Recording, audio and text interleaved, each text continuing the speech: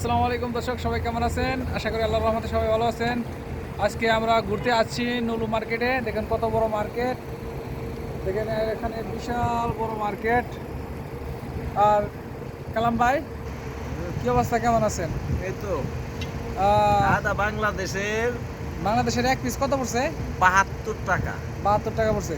সমস্যা এক পিস সিঙ্গারা সমস্যা বাংলাদেশে যার দাম 5 টাকা বা 10 টাকা, সর্বোচ্চ 10 টাকা, অথচ সৌদি আরবে এক পিস সিঙ্গারার দাম 72 টাকা। বাংলাদেশে 72 টাকা। এসব এই যে এটা হলো এক পিসের দাম পড়ছে বাংলাদেশের 72 টাকা। নুলু মার্কেটে একটা ব্লুটুথ কিনছিলাম 79 রিয়াল দিয়ে।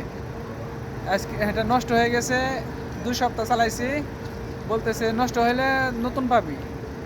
এখন আসছিলাম এখানে, বলতেছে এটা কোম্পানিতে পাঠাইছে, বলতে সার্ভিসিং করে দিয়ে দিবে।